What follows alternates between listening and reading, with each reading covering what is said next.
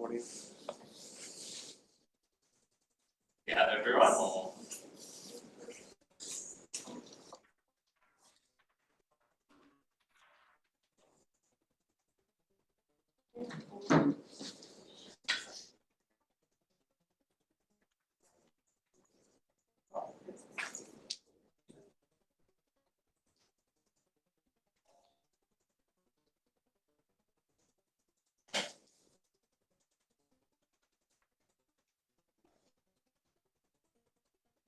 All right. I guess guessing this is everyone that we're going to have. So I'll kick off. Now, I'll be honest. I pretty much pumped together these slides this morning, so they're not going to be the most polished thing you're probably going to see. But I'm sure you're used to that from seeing your lecturer's notes. So look, feel free to ask questions as we go. I think the best way to do this is a bit of a free-flowing conversation. Ask questions when you have them, and we'll go through it. So look, my name's Rahul Victor. I'm the Director of Grid Connections at Windlab. I'll go into a little bit about what Windlab is and what my role is about. But essentially, I'm here to tell you a little bit about the type of engineering jobs that you might get in the renewable space. I remember when I actually graduated from University of Melbourne, and I remember it being quite, we never really learned about what type of jobs you actually did. And when you went on recruiting websites and you saw different companies, you weren't really sure what does this company actually do. So I'm hoping to sort of clear some of that up.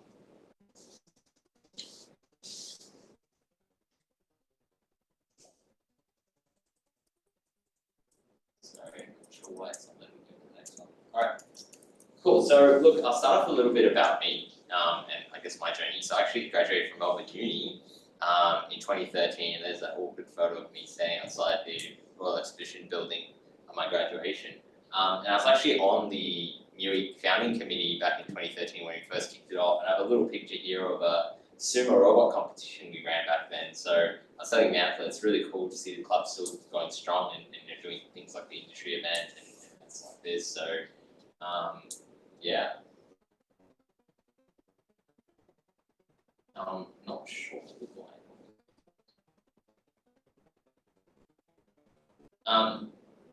So look, I took my first job at City Car and Powerful. They're a distribution company, and I'll come back to what that actually means. So City Car and Powerful are a pretty big company. They've got about 2,500 people in Melbourne. And out of those, we've got about 300, 400 engineers, many different teams doing many different jobs. So they had a pretty strong graduate program, rotations and stuff like that. And so some of the roles I did were secondary systems design engineer. And basically that role is about what you're seeing up here. It's a lot of like AutoCAD drawings, stuff like that. Basically, you've got something that looks like this. This is a control panel. And you've got lots and lots of protection relays, and they're all got lots and lots of wires, like thousands and thousands of wires. They have some settings that make them do things.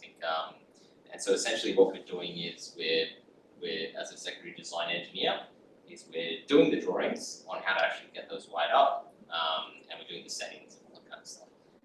And given that PowerCore is a pretty big company, we're doing these to a certain set of standards that are already determined in PowerCore, so it's really about adapting those standards to specific projects and stuff like that. Then I did a bit of work as a commissioning engineer.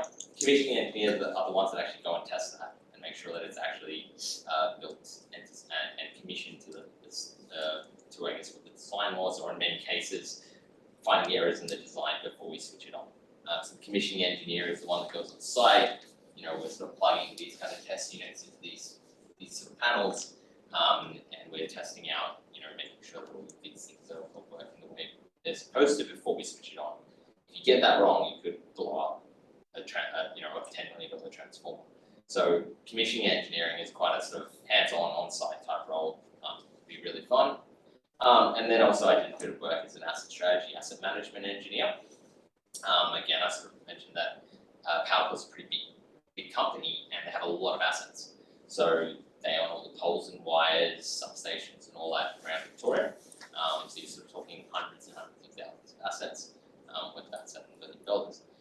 These assets can be really old. So we've still got stuff in the network from 1930, like we've got control systems that predate transistors, like they're literally made up of little gears and electromagnetic inductors, and we call them electromechanical relays, and they actually control the network.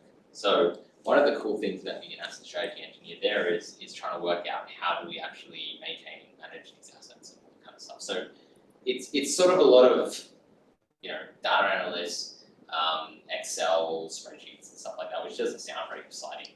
But then you're sort of using this to then try to make decisions that influence policy in the company and management plans and replacement programs. A bit of that. There's also a bit of program management. So I basically initiated a project to sort of go through and implement some data tools so we can actually do stuff better rather than sort of people manually filling out spreadsheets and all that. Like, can we use data tools to actually manage the stuff more efficiently and all that kind of stuff. So that was me at PowerCore. Now, towards the end of that, I was, to be honest, getting a bit bored of doing more of like that kind of stuff, and I wanted to jump into the renewable transition, which was sort of kicking off at that time. It sounded really exciting.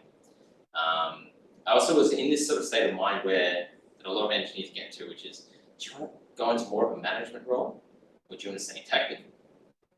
And certainly within that company, there was sort of that very clear delineation. What I soon learned is you could actually have both. And that sort of goes into my next role down here, which is Beyond Energy Solutions. So this was a bit of a fluke, I think. Beyond Energy Solutions is actually owned by PowerCore, but they're like separate business. And they were sort of a construction business, so we call them an EPC, engineering, procurement, construction. You can think of them like a builder. They're the ones that actually build the assets for a client. They were going to build their first solar farm, and no one really had any idea what to do. And I remember the interview where the guy sat down and said, "Oh, you're from PowerCore, you must know a bit about the grid." And I'm like, I think so. And he's like, "Do you know anything about R1, R2?" And I'm like, "No." And he's like, "You're hired." So anyway, it was a bit of a fluke. I think at that time, this stuff is actually now considered really hard and in demand. But back then, I don't think anyone really understood much about it, so I sort of got the opportunity to just come on board. But basically, my role was what you call a project engineer and a design manager. Project engineer is probably something that you will hear a lot in entry-level roles as well. But basically, a project engineer is a jack of all trades, and in some cases, master of all trades, because it is a very versatile, it's like the Swiss Army knife of engineering. So what does a design manager, project engineer do? In theory, they coordinate, right? This is where I sort of say, in theory, it's a coordination role. You go to a consultant, you get them to do this design. You then pass that design to a subcontractor or an electrician or whatever who's on site, and they're building. And you just kind of facilitate the back and forth. Now, the reality is, it doesn't work like that. The reality is, you give them the design, the electrician on site says, "This is rubbish, I can't build this," or it doesn't match what's on site. And so this role becomes like a very practical problem-solving role. And where the hardest part of these engineering things are the interfaces, because usually you find the engineering design can in some cases be a copy-paste from the last project. The hard part is where it meets up with the scope of the different organizations. So you might have one organization supplying one bit of hardware, or one supplying a different piece of hardware. Where those two bits meet up is the hard part, because that's what's going to change from project to project. And that is also the part where it's not clear who's responsible for what, so both of them are just going to point their fingers at each other. So as the EPC, you're the project engineer, the design manager is the one that's basically responsible for jumping in there and working out the solution. So it can be a lot of fun, it can also be a lot of pressure and a lot of stress, but if you like that kind of thing, it can be very rewarding, because you're constantly solving problems, and it's sort of like thrown into a problem you know nothing about, and you've got to become an expert in overnight. And a great example would be like once we had a design of how we're going to terminate some cables into a transformer, and we basically had an outage window of 2 days. So we turned off the transformer. I was on site. This is up in Mildura, so scorching 40-degree heat, and we're basically they take the cover off the transformer. The electricians do, and they look up in there and they're like, "Well, this doesn't match the design." So I called the designer, and I'm like, what do we do? It's like, "Oh, look, we need to go through the process of reviewing this. I need to send it to the principal engineer, and give me 3 weeks. I'll do this on tomorrow. So on site, I was there with my laptop, looked up the standards, learned about all the standards, called a few people that I knew and said, my understanding that this is the only thing that we need to be concerned about. And then on the back of the napkin, we basically sketched up the design, got them to do it, and put it back on and turned it on and just hoped that it didn't blow up. And then afterwards sent it back to the designer to double check that we hadn't done something stupid. But that's the kind of thing that you're doing a lot in this type of construction role. So the differences between the project engineer and the design managers, they kind of end up doing similar things in this particular type of construction environment. But theoretically, the design manager is about basically making sure all the different bits of design by all the different companies are all compatible and work together. And the project engineer is more just like the general stuff. They'll also, help the procurement team order stuff, specify stuff, etc. It really is a jack of all trades. Now, the really cool thing about working for an EPC is you tend to find very small teams delivering huge projects. So that particular project was $130 million. We had a team of maybe 15. And so it's like there's a list of things that need to be done. Or maybe there isn't even a list. There's just things that need to be done and no one really knows what to do. So if you jump in and you say, I'm going to do that, no one's going to stop you. And so the result was you have this opportunity to do lots of different things. So I ended up doing a bit of project management. I delivered a $5 million sub-project within that just because through the engineering studies, we identified something needed to be built that wasn't currently scoped. I went and told the project manager, he looked like he was gonna cry when I told him that we've got this as well. Don't worry, I've got that control. He's like, all right. Yeah. So that's the kind of cool thing about being in this kind of construction environment. It's not very structured. It's not very, no one's gonna hold your hand in it. It's a bit of a sink and swim environment, but it also is very dynamic. It's very agile, and you can kind of make of the role what you want to do. And if you're good and you can solve problems, people are going to support you in that.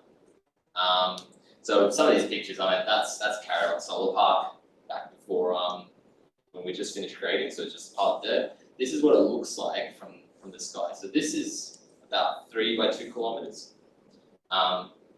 Back then it was a really big solar park. Now it's probably quite small in comparison to some of the ones that we talk about. But this can be seen from the plane. As you fly into Mildred, you look outside, you can see it there on the ground. These things are really big, and it's really cool and rewarding to start designing something on paper and then literally fly over and see it as you're flying in. So yeah, you can sort of see here, this is a bunch of solar arrays. This is a tracking sort of system, so it actually turns with the sun. There's a screenshot from a SCADA system from when I was doing a lot of testing. And over there we have what's called a harmonic filter, which is literally an RLC circuit you would have done. That's the L, that's the, you can't actually see the R here, but that's the C, and so on.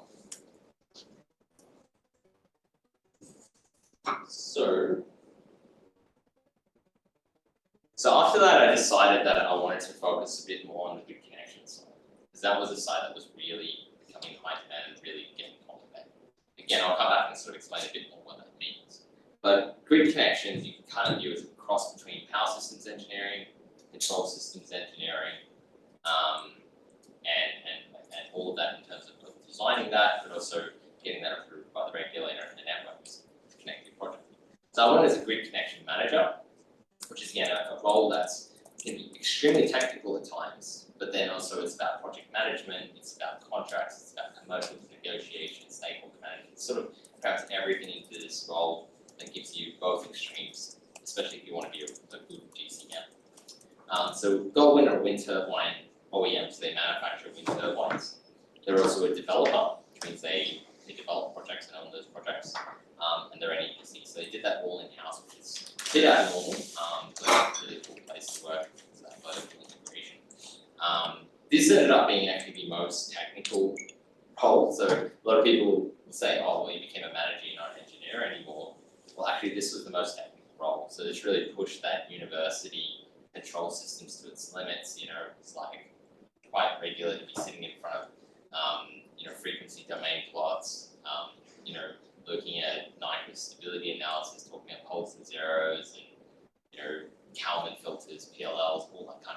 can deep dive into this a lot more, but it's like, it was actually this role where I started utilizing what I'd learned in uni. Before then, it was sort of maybe not quite so direct, but this was a very complex from a mathematical and theory point of view. And part of that is because we were also the wind turbine OEM, so we were doing a bit of R&D work as well to manage the issues of the project. But it was, again, an area where it was like you were delivering real value. This particular project that I was working on, well, two of them, had been finished construction, but the control system performance, some of the rules had changed from when we had originally got them approved, and we couldn't make the hardware that we had built, able to get that project approved. The regulator wasn't happy with control system performance, damping and all that kind of stuff that you guys are used to. And as a result, on liquidated damages alone, these two projects were losing about $500,000 per day on what I was responsible for delivering. So obviously a lot of pressure, but also really worthwhile, because when you finally got that project, those turbines spinning, you can sort of feel that sense of achievement. So it was like, I jumped from a meeting where we were talking about phase-lock loop design and Kalman filters, and then I jumped into a meeting presenting to like the board or a conglomerate of banks wanting to know, what's happening with the project they loaned $800 million to in the same day. So it was a very varied role, a lot of fun, pretty intense. Like, I'm not going to lie, if you want to become a grid connection manager, be prepared for long hours and working well into the night and stuff. But if that's your thing, it's a really cool role. And yeah, look, these are big projects. The typical 500 megawatt project is about $1.3 billion. So big capital, big money, and it's an area where an individual engineer can make a huge difference. It's not like you're in teams of like 50 engineers. It's like there was 3 of us doing like control system design and stuff.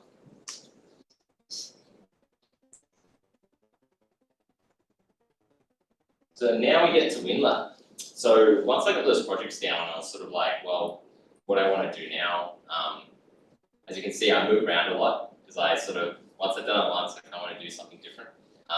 Windlab was really interesting because they have such a big vision. Now they're a pure developer, and as opposed to Goldman, which is vertically integrated.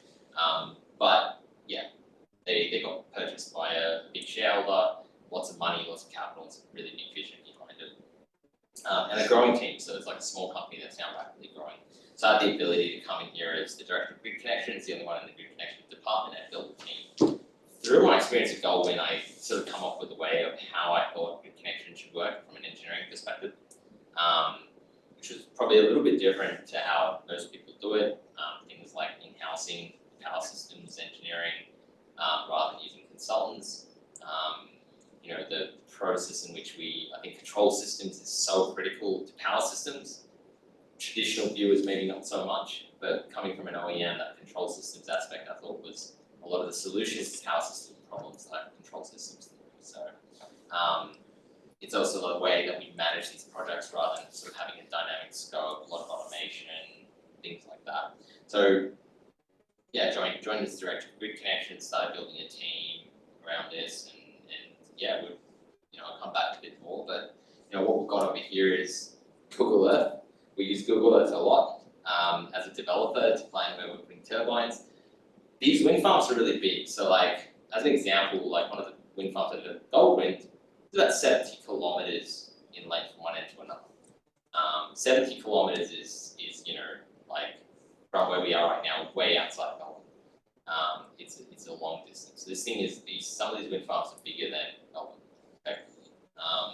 The turbine blades themselves, so these days we're installing 165 meter diameter turbines. So that's 165 meters from one end of the rotational swept area to the other side.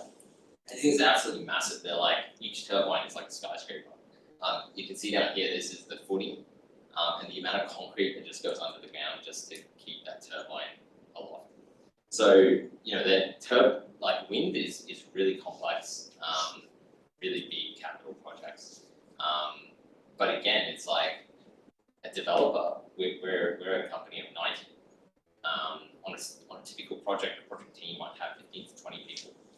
15 to 20 people delivering a $1.3 billion project. It's like the impact every one of those people have and the amount of creative freedom that every one of those individuals have is really, really high. You're not in a team of 30 engineers following a process where every single decision needs to be made by committee. It's just like, make a call, and that call might be worth $100 million. So really cool space to be in if you really enjoy that kind of open-ended problem solving.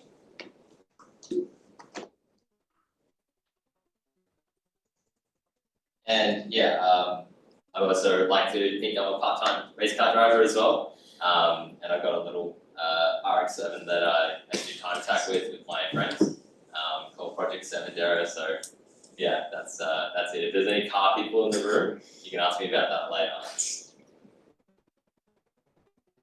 Cool. So look, now I'm going to jump into, I guess, a bit more about the industry and the renewable transition. But first, I guess, is there any questions or thoughts that people want to ask about so far?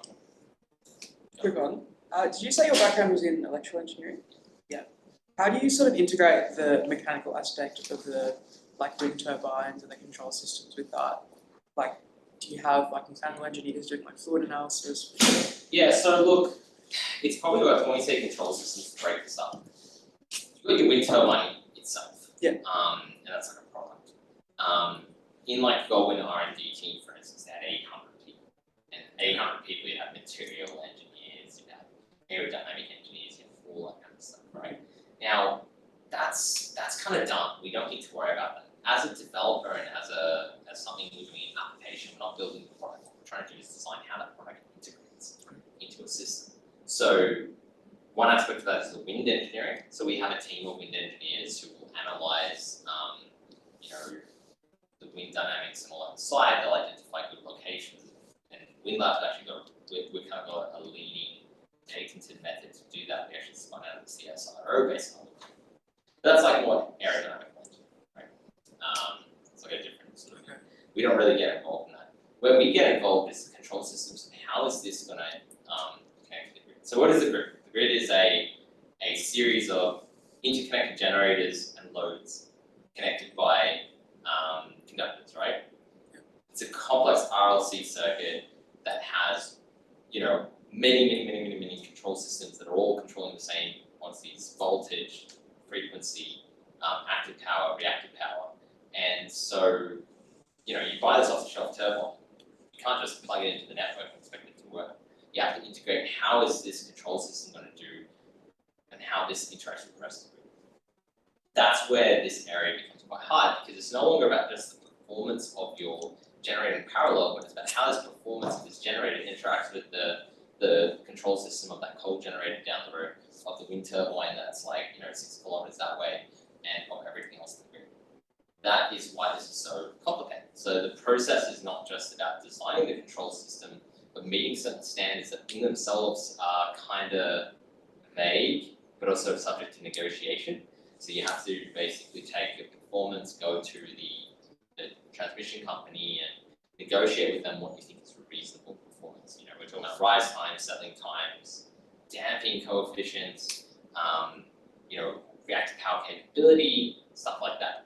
Now, this actually flows, it's not just the software, because this then flows back into your design of your product. So as a result of your control performance, there's a possibility you can't put in a certain number of megawatts. So, what we decide greatly impacts the finances of the project, in a very big way. So, they might come to us and say, we've got 1,000 megawatts in this area we can sign up. And then through our studies, we might say, well, actually, you can only build a 300 megawatt plant here. There's a big impedance between your point of connection and the load, and so there's a big voltage drop there. We've got three options. You can either put in a 100 megawatt wind farm, you can put in a 300 megawatt wind farm, you have to buy a static condenser to control reactive power, maybe some capacitor banks here, maybe the harmonics are really bad, you need to install some harmonic filters, which are basically tuned RLC circuits, right? This is the kind of stuff that we do, and all of those things have a very big financing impact, because each of these things is a separate contract with separate costs, etc. That's what we're doing in terms of control systems. We aren't controlling, say, the mechanical modes of the system and stuff like that. That's being done by the OEM, of which no one's really doing R&D in manufacturing in Australia. It's really where the OEMs will be doing that R&D is where it comes down to how the grid side control. So if you imagine the wind turbine as a system of systems, there's one part of it that then interacts with the grid, and the rest of it's kind of separate from that. That's really interesting. Any other questions on that so far? With the business or project management part of it, did you get any training with that at university or on the job, or is it just learn while you're doing it? You always have, most companies do soft skills courses, right? And all that kind of stuff. To me, project management is more about a mindset, and then you have tools at one point in your career you'll learn how to use Microsoft Project, which is how you do Gantt charts and all that kind of stuff, which I'm sure you've probably learned about at some point. And risk registers, and there's formal ways that we use for communication of projects. But it isn't really something you kind of learn so much as you just kind of get good at as you go. So there's lots of tools, and some people pick up those tools and understand them, other people don't. Most companies will have training programs, so it's you can do this soft skills course and all that. So I think when I was at Power Core, I had to do a 2-day program. But it's really about project management, especially in a construction context. It's really about, it started off with me asking questions. I went there, I had no idea what was going on. And I just literally went to every single person and asked them, who are you and what's your job? And I felt really stressed. I was had this anxiety about I don't understand what's going on. And then as I started asking people, everyone, I got a really good view of the project. And I was this project isn't going to work because what this person's told me doesn't align to what this person's told me, doesn't align to this person's told me. And so I asked more and more questions until I got such a good view of every single component of the project that I could basically plan it out. And it started off with me having a meeting rating, hey guys, we're going to have issues, I'm going to meet this deadlines because this guy is doing this job and he's not going to get it done. And suddenly that meeting became a daily meeting, and suddenly I was just telling people what to do. And I was all right, today you're doing this, and then this person's going to go to that turbine, or that inverter, they're going to do this job, and then something will go wrong, and they'll say, oh, Rahul, what do we do now? And suddenly I was just running the project. It's that's how it works in that environment, because everyone wants to get it done, and if you seem like you know what you're doing, or you know what you're talking about, people will just trust you, and it's not very hierarchical. In some organizations, you might find that you do that, someone's going to come and say, well, you're trying to take over. But in construction, it's everyone just wants to see this thing done without us missing a deadline and suddenly getting penalized with financial penalties called liquidated damages, right? So if some person seems like they know what they're doing, then everyone's just going to go. So that's all I can say with project management. There are formal project management stuff, but you're better off just jumping in and doing it, and then starting to learn how you can apply those project management principles and structure. Cool. Any other questions? Cool. All right, National Electricity Market, the NEM. It's basically interconnected. It's actually, I'm pretty sure, the biggest market, the biggest interconnected grid in the world, which basically goes all the way from South Australia through Tasmania and up to Cairns, up in Queensland, right? It is described as a long, stringy network, and it's just due to the, geography of Australia. Darwin and Western Australia are on their different networks, so they're not part of the network. They have their own networks. So, yeah.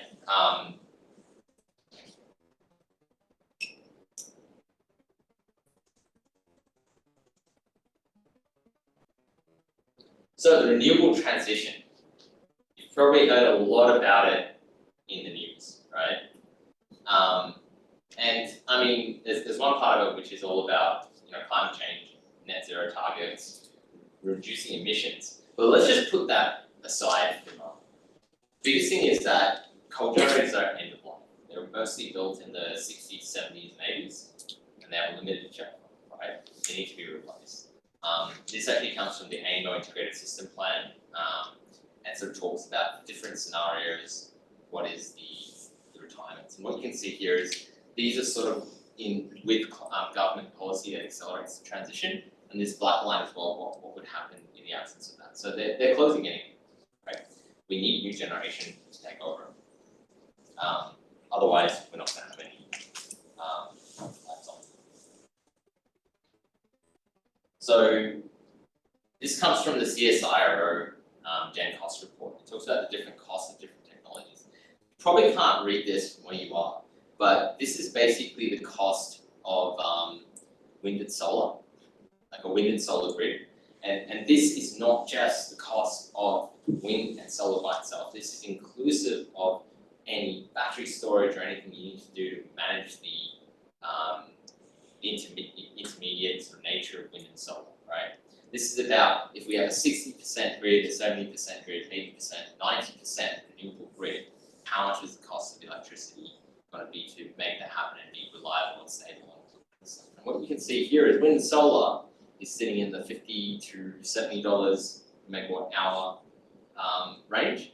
Then you come over here and look at say like black coal, it's over $100 per megawatt hour. Gas is going up to $150 a megawatt hour, and that's without the current prices that we're seeing due to all the kind of geopolitical stuff that's happening. And then you look at things like, I don't know whether they've got nuclear on here, I don't think they do, but nuclear is like way up. Oh, here it is. That's nuclear. So when you hear people talking about why aren't we installing nuclear, it's going to be cheaper. It's like, you look at this, like, are you mad? It's not just slightly more expensive, it's orders of magnitude more expensive than renewables. And keep in mind as well, this is Australia. Australia has a really good solar resource. Australia has fantastic wind resource. These graphs may not be applicable in all countries, so it's very important not to get confused with the debate you might hear in Europe or something. Some parts of Europe have really bad wind, and so yeah, nuclear might make sense there. But so we're in this problem where coal's got generation closing, we need new generation to pick it up. Now got new technologies that are ultra cheap, so it's happening. So even in the absence of government support, even in the absence of climate targets, even when the coalition was in power and they weren't exactly supportive of renewables, this stuff was being developed and it's commercial. It doesn't need government support, and that's why money has been pouring in private investors for a while. Now, where is the government support required to make this transition smooth? Because with the absence of government support, what you are going to see is that renewables will come in that will cause prices to go low and it will be untenable for coal generators to generate, and so they will close. But they will close before there's actually enough renewable generation. Then prices will become skyrocket, and then more generation will come in, but in that time we'll have a recession. So to avoid that kind of thing, we need government support to coordinate that. So here's a really cool graph that again comes from the AIMA ISP. We are down here, well actually this is 2020, and it sort of talks about the capacity on the network. The green line is wind, the yellow line is solar, and it's sort of mixed up between utility scale solar, which is the project like Caradoc that I mentioned before, and distributed PV, which is like rooftop that goes on these houses. We've got black coal down here, brown coal down there, and gas in green, and hydro and blue line here. So this is what AMO has worked out is the most least cost, least regrets, optimal sort of build out of the grid over the next up until 2050. And what you can see here is very clearly lots of wind and lots of solar going in, and then also some batteries. So the purple line here is basically batteries being installed in people's houses, and the light purple line here is batteries being installed on the grid. Sorry, the yellow grid.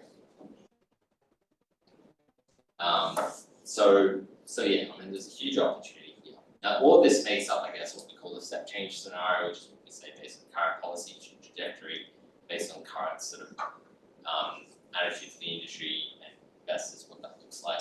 AMO built this up with a whole bunch of different policies. And what you can see here is this line that goes up there, which is if green hydrogen, which you've probably also heard about, becomes a big thing in Australia. And so you look at how much bigger that is in terms of what needs to be built. So what that means is $200 billion of investment. That's from private companies, and there's additional investment required in transmission projects to actually connect all of that. $700 billion plus the green hydrogen thing becomes. So one of the things I like to recommend as new people going out to sort of look at your first jobs is join an industry that's growing, that has money coming into it. Because those are the industries that will be exciting, those are the industries that will give you lots of opportunity, and those are usually also the ones where you get to do really cool engineering stuff. They also tend to give you really good salaries as well, so there's that. So I'll talk a little bit now about the different types of companies. So when we talk about a grid in general, you have generation, which is the actual things making the energy. You have transmission, which is your higher voltage power poles. Typically in Australia, we talk this transmission is 220 kV to 500 kV. We have distribution then, which then takes it from terminal stations and basically gets it to individual residential customers. And then we have retail. Retailers don't actually own assets necessarily, although they can. We have the concept in Australia of gentailer, which is a generator, is also a retailer. But the retail is more of, they play a financial function, which is they effectively trade on the market. So they buy energy at the market, they'll sell energy on the market, contracts to hedge against price changes and all that, and then they'll give to residential customers is an average price. So on a market in a single day, you might have prices go negative where you're actually getting paid to use electricity, and they might all the way to $15,000 per megawatt hour, which is really expensive. You as a customer don't see that, you just see an average price. And then behind it, there'll be a retailer that's trading these and got contracts for difference and all that kind of stuff that you might hear investment bankers do. That's what a retailer does. So examples of generators would be anyone that owns assets, so we're one. But they also have AGLs, Origins, RES, and various renewable plants. Renewables are a bit interesting because where for coal fleets and gas fleets, you tend to have a big company like Origin that owns lots of them. With renewable generators, once developers build them, they'll usually sell them on to like a super fund or something. And so the super fund just kind of owns it, they'll pay someone to manage the asset. And you won't tend to see many big companies. There are some exceptions, like us, we actually do hold on to our assets, we don't sell them. But yeah, that's the generators. Transmission network service provider, they're the ones that own the transmission assets. They own, operate, maintain them, and they facilitate the connection of new participants into the market. So what that means is they're the ones that we need to negotiate with if we want to connect a generator. Of distribution network service providers, that's like City Power, Ergon, SA Power Networks, etc. Again, they're the ones that usually will deal with customer connections, like someone's house they want to connect it in. You're building a new house, you'll talk to one of these entities to get them to actually connect you onto the electricity. Sometimes also generator connections, depends on the size of the wind farm or solar farm. You've got retailers, and then of course you've got AMO, who's the market operator. You may hear about them, they're a big hire of engineers, they've got like 400, 500 engineers. And they're basically at a high level responsible for the market. What does that mean? It means they've got all the IT systems, they have like ASX, energy, they buy and sell electricity. They send dispatch commands to the generators to the site based on the settlement of the bidding of electricity, they meant to generate control.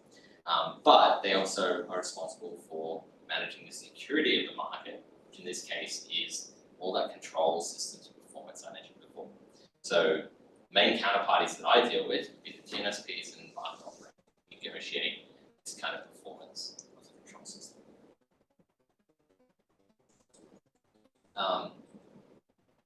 And moving on, you'll probably end up in one of these companies. In a typical project, these are all the companies that would be involved in a typical project. Now this may depend on, this may vary a bit based on the company and all that, but this is when you see a single project, and you see a single project being quoted by 20 different companies, and they all say that they built it. This is why. You start with a project developer. Project developer is the owner of the project. They're the ones that scope it up, and then they get investors on board, they get finance on board, approvals, and they effectively own the project. So in a project developer, there will be a whole bunch of engineering engineering roles depending on the developer. Some developers are very light, they might be 5 people in a truck, and they just outsource everything to consultants. Or you've got the larger developers doing the larger, more complex projects like us, where we have engineering teams. So, I mentioned before, we've got wind engineers, grid engineers like myself, we've got engineers that do the high level sort of scoping and design and all that. And then we would go off to consultants to do like a lot of the, less sort of work. You know, you have obviously AMO, I mentioned before. AMO has lots and lots of engineering roles. And most of those roles are in the connection space. So these are the guys that interface with us and are basically the ones that cause us a lot of headaches, because they're the ones that reject our application when they say we don't agree to your control performance or we're not happy with control performance. And that's who the people we're negotiating with. But they have a lot of people sitting behind that that are doing the planning of the overall system, you know, what investments are ideal and all that kind of stuff, and the operations of the network as well. We also have the transmission distribution service provider. Again, they'll have connection engineers, power system engineers, the other counterparties that are negotiating this. But they will also have like teams doing their own augmentation. So if they want to build a new transmission line, people that need to decide where that transmission line goes, do the analysis on that, design it. Then you get into all that detailed design, so like again, their own commissioning engineers and all that as well. You've got consultancies. So consultancies are kind of all over the place. Consultancies are teams of engineers that sort of specialize in one particular area, and then they'll see lots of projects. So it's a sort of a different proposition. It's like if you work for like sort of like a project developer and you can see you're basically one of the clients, you'll sort of get the opportunity to do a whole bunch of stuff on a single project. You'll be responsible for all that kind of stuff. You get a lot of creative control and all that kind of stuff. But it'll all be for one project. Consultancies are the opposite. They tend to specialize in one particular type of work or one particular thing, but they get to see a lot of different projects as a result. So it's, some people prefer both. Some people prefer one, some people prefer the other. It's really up to you, I guess. So yeah, power system consultants, again, like, so we actually insource this, but the traditional developer would go to a power system consultant to do all this control system, power systems analysis and stuff. You then have like your EPC. So EPC stands for Engineering, Procurement, Construction. It actually refers to a type of contract. There's other contracts like balance of plant, all that kind of stuff. But usually you call them EPCs. They're basically they're the ones that actually are responsible for constructing it. They're usually quite small companies, actually, like the teams might be 20 to 30 people, and they'll bring a lot of subcontractors on board, so they won't have like their own teams of, say, you know, electricians. They'll hire them onto a project on contract. That's where the subcontractors go. But they're the ones that are fundamentally take on the role to build that project. So that's like that beyond I mentioned before. You've then got like your major plant OEMs, like Goldman, I mentioned before, wind turbine suppliers, solar inverters, etc. And then you also have the equipment suppliers. So when you see things like ABB, Schneider, Siemens, and all that kind of stuff, they'll be equipment suppliers. So they'll have a whole bunch of products, from cables to circuit breakers to transformers, and they'll sell into the EPC. You have engineering design consultants. So this is that secondary systems design. And you've got owners engineers as well. So owner engineering are usually the same people that are engineering and design consultants. They'll basically just, you know, if this person wants to make sure that the EPC is actually building something that's to contract and to spec, they'll hire engineers to go through every drawing and check them all. So any questions, I guess, about this? And I'm sure you have a few.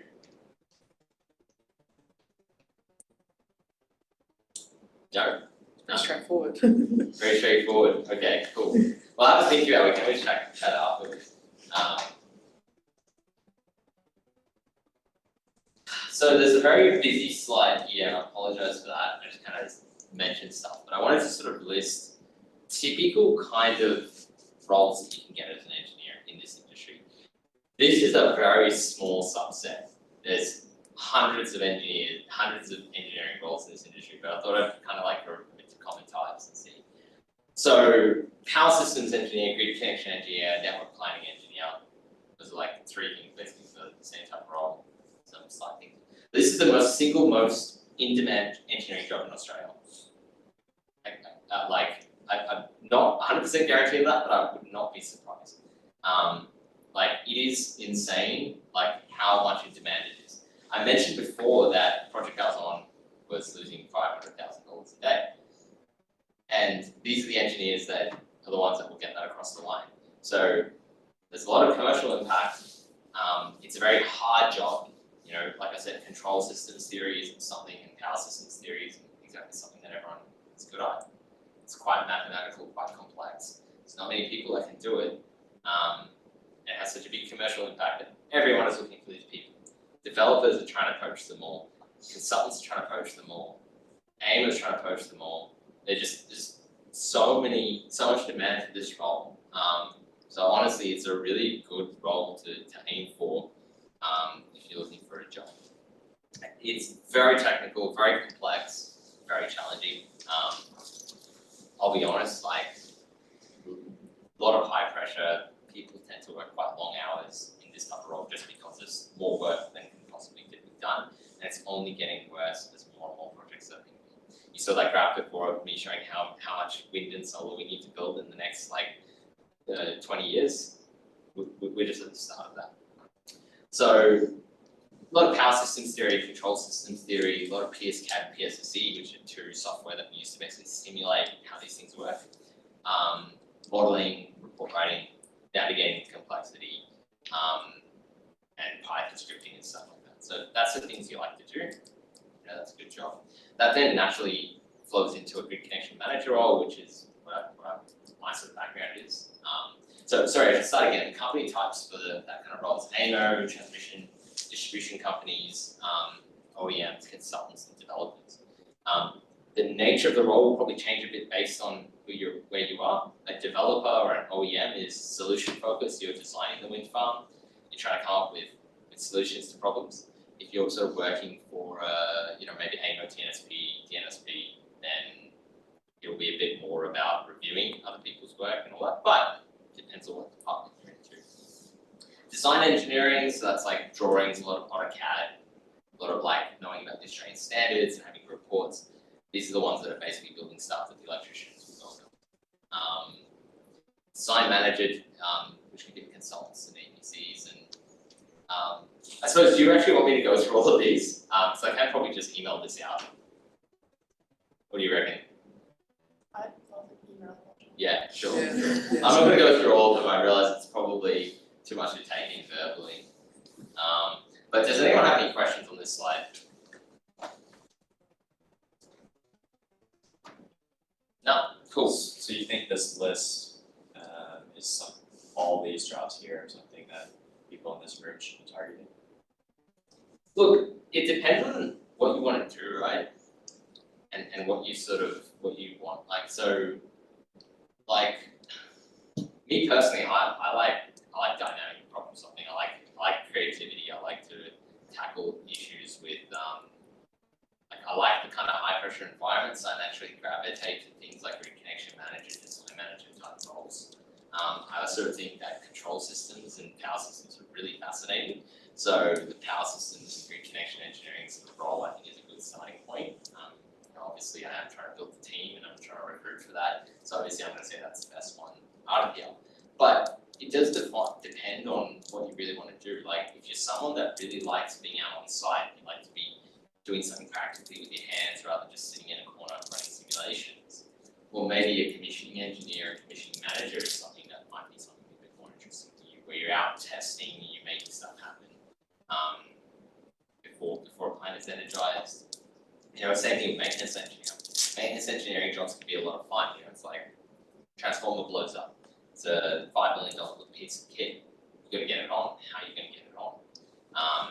You got to go there, investigate it. It can be quite a technical role, while being very hands-on as well. So I think everyone's going to be a little bit different. Depends what you like doing, I guess. I do think that the most in-demand job at the moment is grid connection engineering, so it's a good place to be.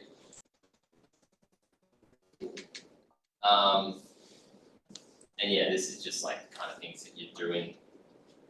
Staff, you recognize this. This is a block diagram, control block diagram, that I put together for a report of like control system that we designed for one of our wind farms. Just like a PI controller through calculation and some proportioning logic. This is like the type of thing we simulate, look at performance of like damping and oscillation projection, and that's the software that we use called PSCAD. So I was going to go on a bit of a spiel as to my company, but any other questions? Cool. So Windlab, we are a developer. We're actually owned by the by Squadron Energy, is 100% owned by Tatarang, which is Andrew Forrest's investment arm. So we're basically owned by Andrew Forrest. The reason I mentioned that is he's obviously a bit of a public figure at the moment on green hydrogen and renewable transition, and he can speak.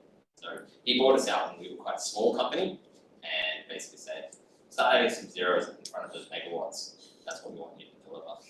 So we've got 23.5 gigawatts in development. That's real projects that we've got, land agreements for and stuff like that. That's a massive number. So as a comparison, Victoria peak demand is about 8,000 megawatts. 8 gigawatts. So our projects are, obviously with wind, they're not always generating, so you can always add a bit of a factor on top of that. But it's like orders of magnitude bigger than Victoria's total demand. 78 employees, 7 offices around Australia. We've got our shareholders have a strategic goal that we need to get 10 gigawatts by 2027. And usually the hardest thing about a developer is getting access to money. We've got our project, now we need to convince an investor to put money into it. We have the opposite problem, we've got money, and now we're going to make the project work. So 10 gigawatts, we need to get 5 committed into the NEM, that is grid connected, and 5 permitted for green hydrogen. So green hydrogen will be off grid, so precincts.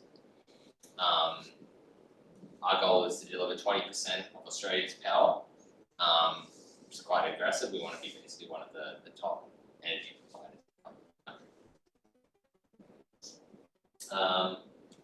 It's just a list of some of our projects. Most of them are from Queensland at the moment. And we've got quite a few existing ones that are in operation in Victoria. So yeah, what else is interesting here? We're a bit unique compared to most developers, because as I mentioned before, we do end-to-end. So we develop a project, we construct a project, and then we hold on to it. Most developers tend to only get involved in part of this. So usually they'll either get it through financial closability and sell it, or they'll just get in early and sell it at that point, or they buy it once it's in operation.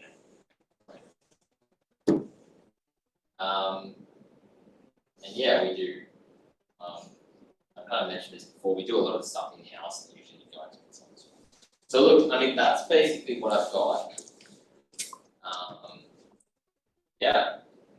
Does anyone have any questions or anything else you want me to talk a bit more about?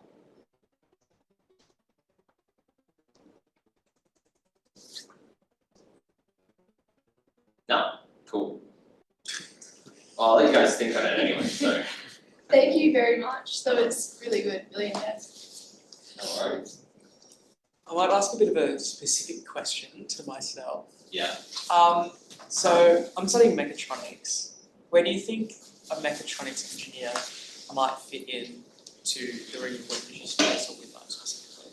So there is quite a lot of spaces. So I've actually hired a couple of mechatronics engineers into power systems engineering, because I believe that the control aspect of it is core, and power systems sort of comes afterwards. Now, I'm a bit unique in that. Like I kind of mentioned this to a few other power systems engineers, they kind of laugh. So no, you need to hire a trained power system engineers. I think that's all a load of rubbish. Like control systems is the hard part. I wouldn't say power systems is the easy part, but like 95% of the stuff that we deal with can be solved with control systems. So if you wanted to go into that kind of jobs, you could try to do something, maybe take a subject in power systems, maybe go do a PSCAD, like PSCAD or PSC are the two main software that you use, go do like a 5-day course. They do 5-day courses all the time. And then you can say, I know how to use the software, I know the basics, and I've got control system background. So that's one such thing. Mechatronics engineers, do you guys learn much about aerodynamics? Not so much. I mean, you can definitely go into any kind of the generalist roles, so project engineering, design management, like that kind of stuff. It's like people are hiring you just because you're smart, know a bit of maths, you know the basics of it, and you can work anything out. So, you know, it's not super common, but I mean, you can find project engineers with all kinds of backgrounds doing power projects. Because it's like, even when I was a project engineer, design manager, like I was being asked questions about dirt. Like, I don't know anything about dirt. Like civil contractor comes to me and say, hey, we've got to build a retaining wall here because there's like a flood risk, and I'm like, oh, what's that? And I have to like look it up and ask questions. And they're okay, yeah, just do that. Like, you know, so it's like, it's those kind of like jack of all trades roles are really specific. So as long as you're someone who can learn quickly, you can probably get into all of these kind of roles anyway. What else? You know, maintenance engineering jobs can have a large part of mechanical stuff to it. There's a lot of programming in like SCADA engineering is all just like programming and stuff like that. I don't know whether you use PLCs and stuff like that. Maybe not. Yeah. So it's same stuff that you learn. I mean, honestly, mechatronics, electrical, and mechanical are quite similar. So you can cover the gaps pretty easily. What about manufacturing the wind turbines? What does that involve? So we don't really do that in Australia. Key countries that are involved in that. So obviously got Goldwind, which are out of China. Got some European countries, like Vestas, Siemens, GE. Actually, I don't know where GE's design center is, but they tend to be in outside Australia. But yeah, if you wanted to do that, you could try to get a job in one of these countries. But you most likely we're just not doing wind turbine manufacturing now. Our shareholder is one of the things he's doing through his other company called Fortescue Future Industries. Is his numbers are so big that the global supply chain can't sustain his ambitions. So one of the things he's looking at now, which has been quite public, is considering what if we do our own solar panel manufacturing, what if we do our own wind turbine manufacturing and all that locally. So there might be some opportunity there, I don't know. But that's a bit of a, you know, at this stage, I don't think there's a lot of jobs there, but it might be in 5-10 years. So, do you think like R&D would be something you're more interested in, or? No, maybe not. Maybe like more designing. Yeah. So look, I think there's all kinds of different types of design in industry. What kind is very different. So like I mentioned, there's the integration aspect of it, which is a product's being designed and you're making it work in this system. And that like grid connection stuff is very much about that, designing control systems and all that kind of stuff, but in some ways also using existing blocks. So you just, you know, you've already got a black box, which is a wind turbine, you throw it there, and then you're trying to see how that operates. And maybe to fix the issue, you've got to then drag and drop another block, right? Or you can be the one actually designing those blocks themselves, all that kind of stuff. So yeah, there's all kinds of different areas. If you actually want to be the one sort of, you know, cutting edge of science kind of thing and really design things from scratch, yeah, you probably have to go outside of Australia, right?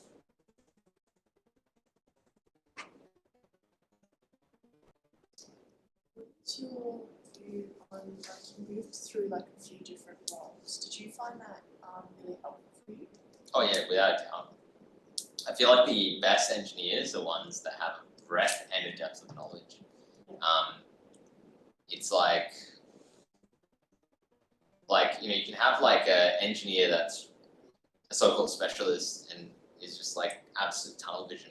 Problem is because they actually can't see, especially in an area as complex as us. That might work in an R&D space where they're just working on a particular feature and they can see the whole thing in front of them and you can work on that. But in Australia, most of what you're going to be doing is integration. So complexity of it, the hard part is about how many different things are affected by what you're doing.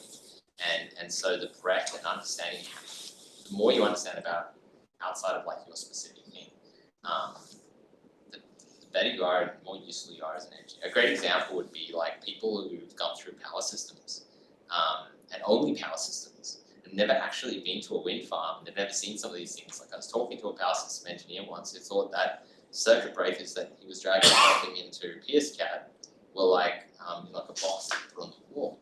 Well, these things are like 10-meter structures. They cost $500,000, and they're massive, massive things.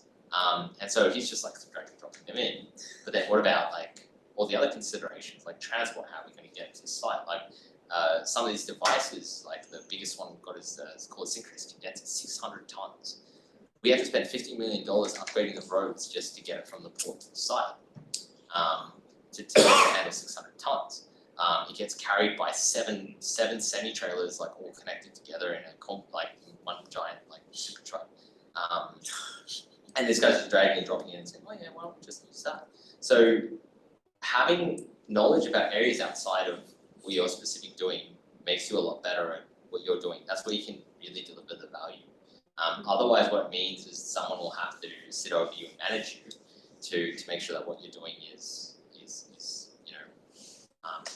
but that's also where you get really creative, because there might be a problem that's not directly on the technical side that you can solve through a technical solution. So like, I don't know, maybe you've designed something in your design, and then during construction the project manager's like, this thing's being held up in quarantine on a boat, I'm not going to get it on the site, I'm going to lose $10 million. And you might say, well actually there's another way we can do it that doesn't require that device. So I'll quickly hack something together and do it. So you delivered a whole bunch of value to the project through technical and creative solutions. So I think like having a broad view of things, you don't necessarily need to jump roles for it. I found it very helpful. But then I also ended up in roles like design management, project management, grid connection management. Just by nature, those roles are quite broad. So I actually found I learned a lot. Like I probably learned more in 3 months of being at Beyond than I probably did 4 years at PowerCore, just because of the nature of the role. It's just generally a role where I got to see a lot because, like I said, small team, delivering a lot of work. So you got to see every part of that. While when you're in a big company, it'll be a bit more siloed. There'll be like 30 different teams. They all do one specific function. So it's harder to sort of see the big picture. But also, I mean, there's more structure and all that around a big company. Smaller companies can obviously, or these kind of environments can be quite challenging when you're very junior as well. Because it's like when you're in a big company, you join a team, and the team might have 10 people. So you have a lot of people that can give you work projects and teach you when you're sort of in your first year. You join like like an EPC, and it's like I said, everyone's really busy, they don't have time. So unless you can deliver value, it's really hard for them to actually give you like a useful project to do. So it's kind of like I've had great experiences of people that have joined like construction companies and all that, and other people have sort of gone in there and just ended up sort of being left in the corner, no real support kind of thing. So pro and con.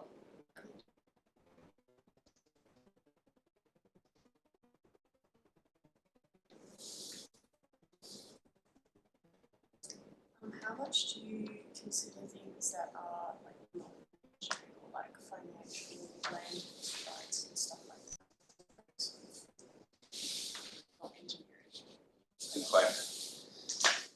So as a power systems engineer, you probably don't need to do that because you've got a grid connection manager. Grid connection manager is the one that needs to integrate what you're doing that kind of stuff as well. And I guess as a director, I have to do that a lot more because I think strategic. So it depends what it is. Like, so for instance, commercial, definitely in there. Contractual, if you're in construction, whether you're in a developer or an EPC, you will deal with contracts. Because a typical like EPC contract is about 1,200 pages long. And out of those 1,200 pages, the lawyers will probably deal with maybe the first 50 pages, and then the rest of it will be things like technical specs. It'll be like, how big should the zip tie be that's holding the wire onto the thing? And there'll be like an entire page on that zip tie. It sounds silly, but on solar farms, they ran into a lot of problems with people using nylon zip ties, and in the sun they failed the whole solar farm. just like have to spend millions and millions of dollars to fix it up. So, but there's all kinds of technical specifications, and so as say a project engineer or design manager at an EPC or a developer, you will be involved in say contract negotiations. Here's a negotiation, so you go there, you write a spec. They'll come back with the price. You'll say no, put down that price. They'll say, well, we'll put down that price if you remove this thing out of the spec. You'll be part of that negotiation process. So you end up being part of project management in a construction environment as well, because it's so core to what we're doing. You have to understand project management quite well. You have to understand risk management of risk, and how your technical stuff flows into that. So that kind of stuff is heavily involved in both developer and an engineer. Now, in terms of like the other stuff, land, developer approvals, environmental approvals, it's probably we don't delve that deep into it, but we need to be aware of it because it'll be things like, for instance, let's say we're building a wind farm, and we'll have like a project team, so we'll have like weekly meeting where everyone gets together. We'll give our update on what we're doing in the grid area. They'll give an update on where their approvals are at and all that kind of stuff. Inevitably, you're going to get to a point where, you know, what you're doing is going to affect them. So suddenly we say, hey, we need a synchronous condenser. That's a 600-ton thing that we're going to get to site. Well, that means that we have to have a footprint change. We've got to clear some trees and run the transmission line a different way. How does that impact their approvals? We've got to understand a little bit on how that impacts their approvals. They've got to understand a little bit about how their approvals impact what we, so on and so forth. The other thing is that in grid connection, again, the engineer probably won't get too much involved, but the grid connection manager is also responsible as part of that negotiation with the TNSP. You've got to think about the contract, you've got to think about the commercials and costs, and it's all about optioneering. So, you know, maybe we have 4 different options. You know, we run a transmission line here, it's going to cost this much money, but then we're limited to a 200 megawatt wind farm. Maybe we run 2 transmission lines, put a sink on here, and do something different. It's going to save this much money. So we do need to do some of that optioneering as part of our engineering as well. And that's part of the reason why we want to bring this in-house. So typically, when you go to a consultant, they want to do that. They'll say, you tell us what you want, and we'll design it to that one option. But we need to have like 10 different options and then work out which is the best for us. Cool.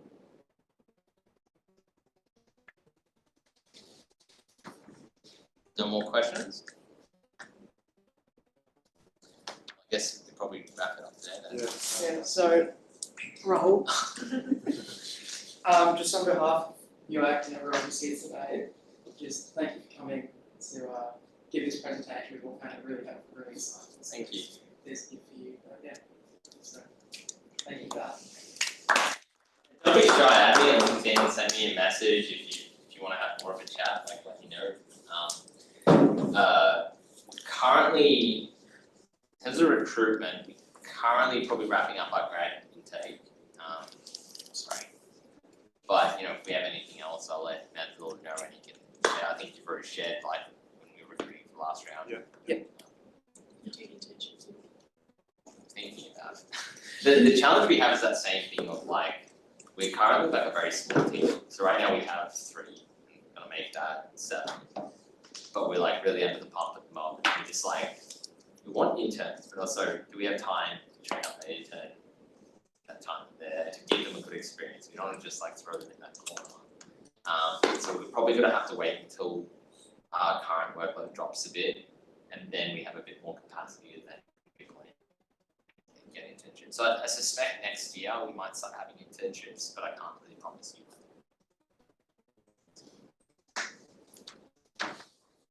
So what does everyone think? Like, is this like you know, something you'd be interested in, or are people interested in different industries, or? I think it's so cool, yeah. It's so exciting, like just learning about it all. Something I'd really love to get involved in as well. How many of you guys are graduating this year? 1. Just one. Oh, cool. I'm graduating next year. Yeah, okay. Nice. I am very much interested, but it's my just first semester. First semester, alright, so you got a bit more time. Does Melbourne Uni, you mentioned Melbourne Uni is starting to have a power system or something. Yeah, Yeah. there's a It's a Yeah. specialization. Yeah, it's called low carbon power system, so, yeah, like that stuff, we talk about like mono, the sequence condenser and stuff. Yeah, that one. It's worth doing. I mean, it's funny because when I was in uni, like power systems was considered like boring. Like, no one was doing like we only had one power system subject. It was called power systems analysis, and it was barely actually power systems, mostly focusing on stuff, and it was so boring. I think I just barely passed. And it was just, and then so it's so funny that I'm suddenly ended up in power systems. Even though back then I was like, this is terrible. I want to go and build like embedded circuit boards. Yeah. I wanted to get to automotive engineering, like control systems, and I actually did. I did an internship with Bosch. But it was like when everything was closing down. You know, Ford had just closed down. Delphi was like one of the electrical suppliers that closed down. Bosch was sort of on its way out, so we were like, you know, I realized how important it is to join an industry that's sort of on its way up, on its way down. Good that Melbourne Uni's got that course. Cool. Alright. Why are you looking at me like that? Everyone's invited to come down to the pub. We'll all head down to our Prince Alfred Hotel so that we can have some informal networking. Yeah, well, I'll have a chat. Yeah.